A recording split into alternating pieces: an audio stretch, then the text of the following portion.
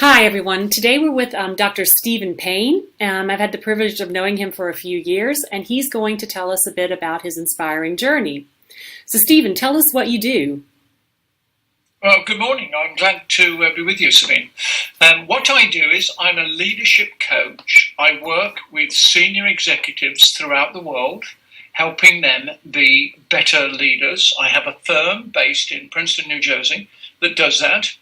And I'm also a teacher in executive MBA programs in some business schools in the New York area. Ah, okay. Very, very interesting. So tell us, how did this journey begin?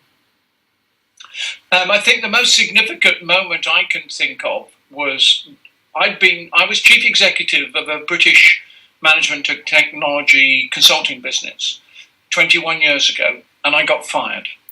And I was in a pretty bad state of anxiety and worry, having been fired. And I was driving along the Pennsylvania Turnpike one day, and I suddenly got this thought that came into my mind, which seems naive now, but it was, don't you think it would be a good idea to do something for other people rather than try and grab at everything for myself? That was a starting point and a turning point of a career which took me, rather than being a chief executive again, to helping other chief executives do their job. And that's how I started working with leaders. I simply went out there and said, I'd like to help you in some way, and gave the best that I got in conversations with people. And I discovered a couple of things quite quickly. One is they would invite me back, and the second is that they would pay me to have the conversation with them. And that's how I started the firm. Nothing more than that. Then over the years, I've expanded it, and I can't believe it, but I'm telling you today, and it's 21 years since I started that. And I've had this most fantastic ride where I've been able to coach and work with some of the most incredible leaders in businesses throughout the world over those years. And it's been an absolute privilege and thoroughly enjoyable, and financially incredibly well rewarding as well. I formed into a partnership for about 10 years, and then during one of the recessions, we sort of collapsed down, and I bought the partners out. But still to this day, that's what I do every day. I work with leaders one-on-one, or with teams of leaders in businesses throughout the world, helping them do a better job of leading. Wow, that sounds exciting, and you do really well with other people too. I've had the privilege of working with you, and can speak from firsthand experience. You're a very inspiring person. And well, thank you. Stephen, what would you say to people now who are stuck and would like to be in the position that you're in now, where they really find their dream career?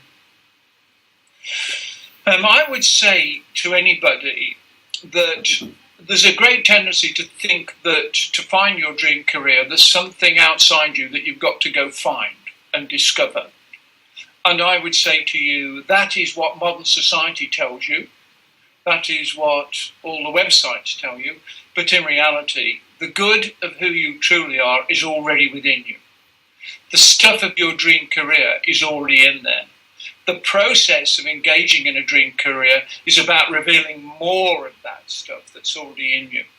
So I would start and suggest starting thinking about the things that give you joy, the things you're good at, the things that give you fun, and then see if you can march forward in some way along that path. And if you're doing the things that give you joy and you're helping other people and you're doing that genuinely, you will be amazed what will be delivered to you and how it will reveal more of who you truly are. And so that's, I think, the most important advice I've got to give. It's not about what's outside you. It's about what's inside you.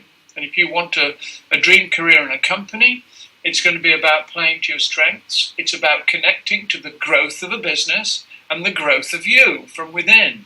When you understand that equation, you will be an incredibly valuable employee for an organization. I always say the G word when I'm teaching executive MBA students. I always say, what's the initial on my forehead? It's the initial G. G stands for growth. You've got to be connected to the growth of the organization. You've got to be able to do it in a joyful way.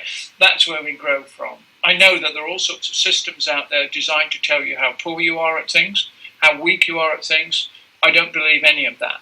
I believe that corrective action should be kept to a minimum. Playing to strength, playing to the things that give you joy should be maximized. You'll build a great career if you just work with those principles. Those are some very good principles. Thank you very much, Stephen. It's been a pleasure as always to talk to you, and thanks for your time today. Lovely to speak with you. Bye-bye. Bye-bye.